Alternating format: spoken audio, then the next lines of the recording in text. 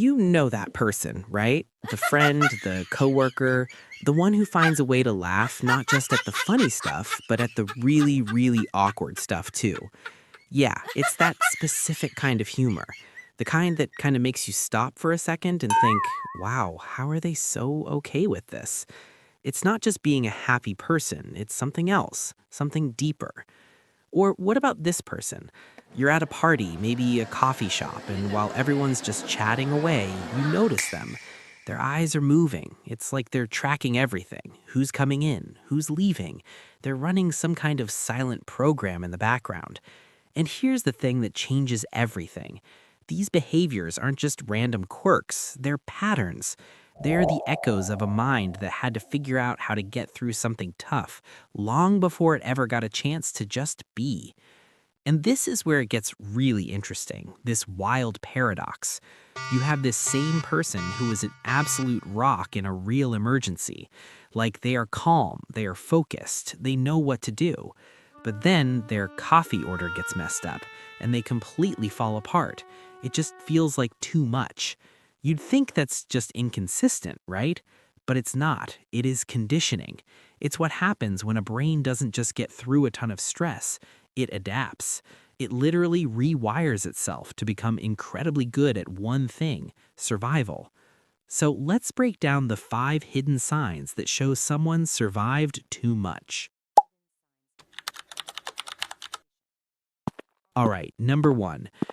For most people, walking into a room is, well, it's just walking into a room. You see your friends, you find a seat.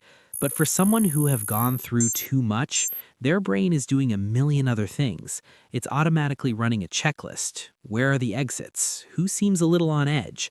What feels off? And there's actually a name for this: hypervigilance. It's not something they're choosing to do. It's an internal alarm system that has been so overtrained, it's now set to go off for anything that even remotely feels like a threat. Okay, moving on to the second sign. And this one brings us right back to that paradox we were just talking about. See, when a huge crisis hits, it actually feels familiar to a brain that's been through a lot. Chaos is a language it understands. But a small disruption, a plan that changes, that feels like a total loss of control. And so they try to control the little things, their routine, the details. When those little things get messed up, it hits a very, very old nerve. The third sign, this one often looks like some kind of social superpower, but where it comes from, that's a whole other story. This is way more than just being empathetic. We're talking about noticing the tiny pause before someone speaks, the shift in their tone of voice, that smile that doesn't quite reach their eyes. It's a skill they learned because at some point in their life, being able to read the emotional energy in a room wasn't just nice, it was necessary. But there's a cost to this superpower. Being that tuned in makes them incredibly insightful friends, for sure, but man, is it exhausting. They're constantly processing not just their own stuff, but the unspoken feelings of every single person around them. All right, number 4. Let's go back to that person we talked about at the very beginning, the one who can find humor in almost anything. So this isn't about pretending something didn't hurt. It's actually this really powerful way of reframing it. When you can genuinely laugh at something that caused you pain, you're taking its power away. You are grabbing something heavy and you are making it lighter. That dark humor, it's really a declaration. It's a way of standing up and saying, I'm still here. This thing happened, and yeah, it was bad, but it didn't win. Our fifth and final sign. This one is all about the gap between how they care for other people and how they care for themselves. This is the person you call when your world is falling apart. They will show up, no questions asked. They'll listen, they'll help you pick up the pieces. But when they're the one struggling, silence. They just retreat and handle it on their own. Because somewhere along the line, they learned a painful lesson. It's not safe to need someone else. And that's the real trade-off, isn't it?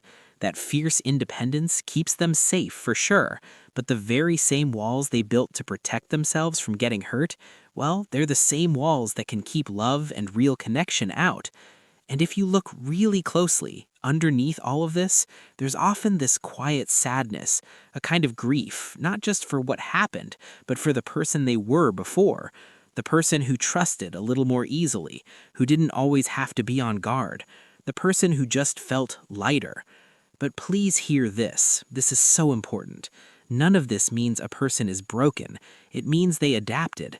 And in that process, they actually built some incredible things: a deep awareness of the world, a profound emotional depth, and this quiet, steady resilience that you just can't teach. I love this metaphor. A lighthouse isn't built on a calm, sunny beach, right? It's built on the rocks to withstand the biggest storms. Its very purpose, the light that it shines, it comes from its experience with the dark. It doesn't shine in spite of it all. It shines because of it all. So all of this leaves us with one last gentle question. If any of this felt familiar to you, the question isn't what's wrong with me. The real question is, now that you're not in that storm anymore, are you ready to see what it feels like to slowly put the armor down? Not all at once, just piece by piece. Because survival taught you how to be strong, but living is what you get to do now.